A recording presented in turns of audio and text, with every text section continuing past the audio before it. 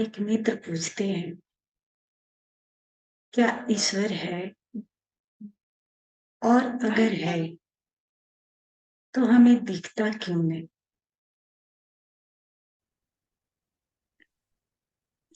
ये प्रश्न अक्सर सबके मन में आता है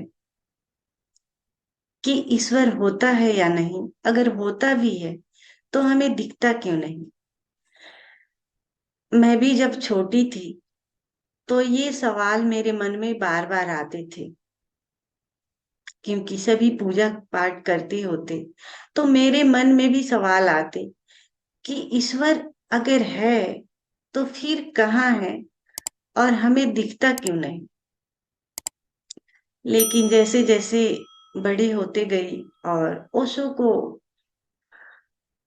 समझते गई, ओशो के प्रवचन सुनते गई और मेडिटेशन में गहरे उतरते गई, तो जो मेरा अनुभव रहा,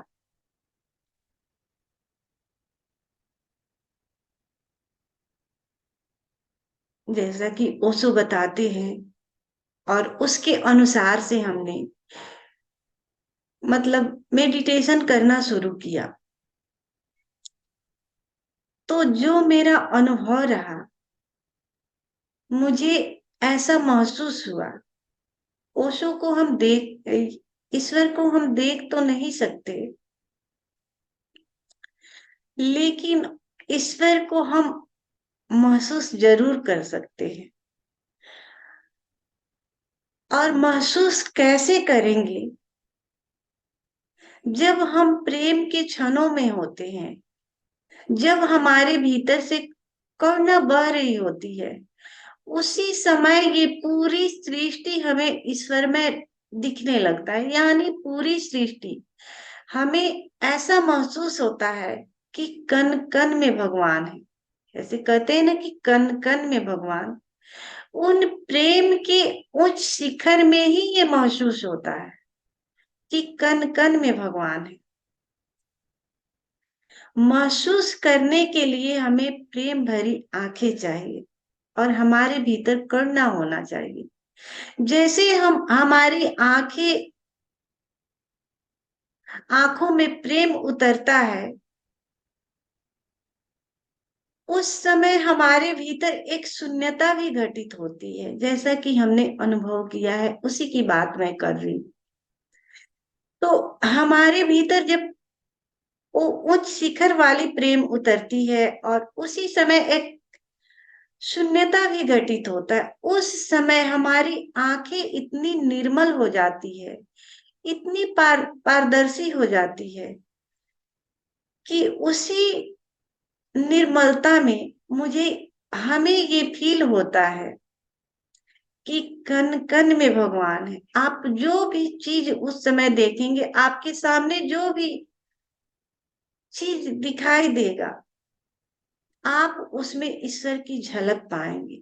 लेकिन अगर प्रेम नहीं है, आपके भीतर करुणा नहीं है, तो फिर ईश्वर की झलक आपको कभी नहीं मिल सकती।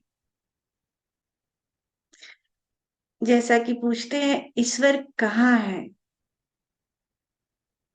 ईश्वर कहाँ नहीं है? जो हमने पाया, जो हमने देखा, तो हमें ऐसा महसूस हुआ कि ईश्वर कहाँ नहीं है। यानी ईश्वर हर जगह महसूस है, हमने ये महसूस किया।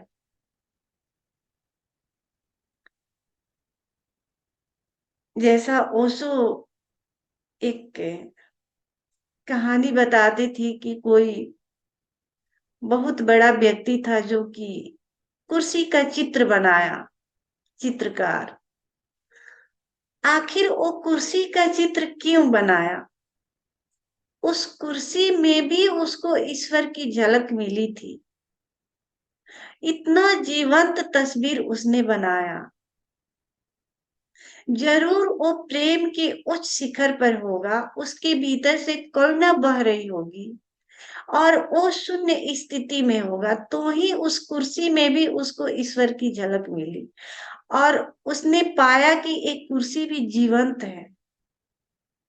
यानी कुर्सी हम सोचते हैं कि निर्जीव वस्तु है, या कोई भी निर्जीव निर्जीव वस्तु को हम सोचते हैं कि निर्जीव है, लेकिन वो भी निर्जीव नहीं है। यानी उसमें भी अगर हम प्रेम से देखें तो उसमें भी परमात्मा ही है, यानी वो जीवंत है। और जीवन, हर चीज यहाँ जीवंत है। हमारी आंखें होनी चाहिए देखने की। अगर निर्मल आंखें है, प्रेम से भरी हुई, प्रेम से लबालब, और हमारे भीतर करुणा है, तो हम देख पाएंगे एकदम प्रश्न। यानी दिखाई देने का मतलब है कि हमें प्रश्न महसूस होगा। उसका रूप रंग कुछ नहीं होता, हमें प्रश्न महसूस होता है कि कण कण में भगवान है। और ये हमने पूरा अपने प्रमाण के साथ बोल रही हूँ कि मैंने ये महसूस किया है, इसलिए बोल रही हूँ। अगर महसूस नहीं किया होता तो मैं बोल भी नहीं पाती। यानी स्वयं में भी मैंने पाया, और जब पाया तो उस स्थिति में मुझे ऐसा फील हो रहा था कि मैं जमीन से ऊपर उठ चुकी हूँ, यानी मैं हवा में उड़ रही हूँ। एक बात भी काल्पनिक नहीं है, क्योंकि मैंने इसको प्रश्न पाया है, इसलिए काल्पनिक नहीं है। तो उस स्थिति में हमें, अब कोई बाहर से देखे तो वो पागल समझ सकता है, वैसे स्थिति में साधकों को पागल समझ सकता है, लेकिन साधक पागल नहीं होते, बल्कि वो एक ऐसी स्थिति होती है जिस समय सच में हमारे शरीर का भार भी कम हो जाता है, और हमें महसूस, मतलब हम जमीन पर होते ही हैं, लेकिन हमें महसूस होता है कि हम जमीन पर नहीं हैं, हम जमीन से ऊपर है, हम उड़ रहे हैं, हवा में उड़ रहे हैं। और हर कण कण में वो वही दिखता है। कोई ऐसा चीज नहीं होता जहां वो नहीं दिखता। जहां भी नजरें जाती है वही वही दिखता है। तो ये हमने महसूस किया है। यानी मैं यही कहूंगी, जो मित्र हमसे ये प्रश्न किए हैं कि भगवान कहाँ है, और है तो हमें दिखाई क्यों नहीं देता, तो मैं यही कहूंगी कि आप प्रेम को जन्म दें, और जैसे आप प्रेमय हो जाएंगे आपके भीतर से करुणा बहने लगेगी, और मेडिटेशन की जो झलक, वो शून्य की जो झलक आपके भीतर उतरेगी, तो आप उस स्थिति में पाएंगे कि हर जगह वही मौजूद है, कण कण में वही मौजूद है, हमारी दृष्टि जहां भी जाती है वही मौजूद है। यानी बाहर भी और स्वयं के भीतर भी। यानी हम जिन आंखों से देखते हैं, पाते हैं कि ये आंखें वही देख रही है, यानी जिसे हम देखना चाह रहे हैं, ईश्वर को, यानी ये ईश्वर की आंखें बन जाती है, और ईश्वर ही हमारे द्वारा भी देख रहा है, ये हमें प्रश्न फील होता है। तो जब हमारी आंखें निर्मल होती है, प्रेम के हम उस शिखर पर होते हैं, उस समय ये घटना घटती है। और उस समय घटना घटती है तो हम पाते हैं कि हम ध्यान ध्यान में है, यानी हमारे भीतर शून्य उतरा हुआ है। उस समय हमारी, मतलब महसूस तो होता है, विचार, यानी विचार आते भी है, लेकिन हम दृष्टा होते हैं, उस समय हम साक्षी हो जाते हैं। यानी महसूस होता है, सब कुछ फील होता है, अलग ही एक दुनिया होती है। अब उस दुनिया का जो लोग अनुभव करेंगे वही वर्णन कर पाएंगे, क्योंकि जो मैं शब्द बना रही हूँ वो बहुत, मतलब उसकी, जो मैं बोल रही हूँ वो कुछ भी नहीं बोल रही उस दुनिया की बात। तो वो अलग ही एक लोक होता है, जिसको हम इन आंखों से देखते हैं तो अलग ही एक लोक होता है। जैसा ओशो को बुद्धत्व मिला, तो उन्होंने बताया कि पूरी जहां वो बैठे थे, जिस बगीचे में, सारे पेड़ पौधे लग रहा था कि एकदम उन उनसे कुछ निकल रहा है, यानी कोई तरंगे उनसे निकल रही है, एकदम चमकीली हो गई है, उनसे कुछ प्रकाश निकल रहा है, ऐसा फील हो रहा है। तो वैसे ही जब हमें ये महसूस होता है तो वैसे ही फील होता है, यानी हम जो भी चीज देखते हैं वो उसमें जान नजर आती है, उसमें लगता है, अगर हम छुए तो लगता है कि उसको दर्द तो नहीं होगा, अगर हम कुर्सी में बैठते हैं तो लगता है कि उसको दर्द तो फील नहीं होगा। ऐसा मतलब अलग ही वो महसूस होता है, अलग ही हमारी वो दृष्टि हो जाती है। तो वो बहुत प्रेम के उच्च शिखरों में वो घटित होता है, और हमेशा वो नहीं रहता। अगर हमेशा रहे तो कोई इनलाइटेड हो जाएगा, यानी कभी कभी किन्हीं क्षणों में वो घटित होता है, और सबको घटित होता होगा कभी कभी।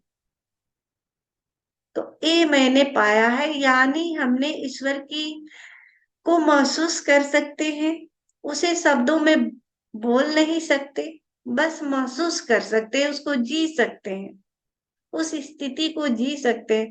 और जो हम शब्द बनाएंगे, जो हम शब्दों में बोलेंगे, वो कुछ नहीं बोलेंगे, क्योंकि हमने जो पाया होता है, मैं जो बोल रही हूँ, जो हमने झलक पाया है, जो हमने महसूस किया है, मुझे लगता है कि एक कण भी नहीं बोल रही, इसलिए बोला नहीं जा सकता जो हम महसूस करते हैं। तो इसलिए मैं बोल पा रही हूँ कि ईश्वर है। हमारी आंखें होनी चाहिए देखने की, वो निर्मल निर्दोष आंखें होनी पड़ी देखने की, ईश्वर को वो दिखता है, यानी दिखता है, यानी हमें दिखाई देता है, महसूस होता है, उसका रंग रूप नहीं होता। तो आइए इसी भाव दशा के साथ हम इस ध्यान में प्रवेश करते हैं।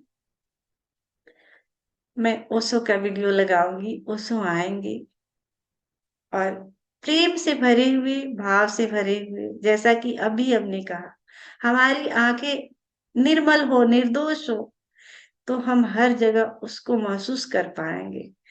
तो ऐसे भीतर से हमें अपनी आंखों को निर्मल और निर्दोष, क्योंकि ये भाव के माध्यम से होता है, हम जितना गहरे भाव करेंगे उतना गहरे हम पाएंगे कि हर जगह वो मौजूद है। तो हमें ये भाव करने हैं कि हमारे भीतर प्रेम है, और प्रेम से भरे हुए, भाव से भरे हुए हम ओशो का स्वागत करेंगे, और एक छोटा सा संगीत के साथ हम नृत्य में डूबेंगे, और फिर ओशो के अमृत वाणी और बुद्धम शरणम गच्छामि इस प्रार्थना के साथ हम इस ध्यान में प्रवेश करेंगे। तो सभी मित्र खड़े हो जाए।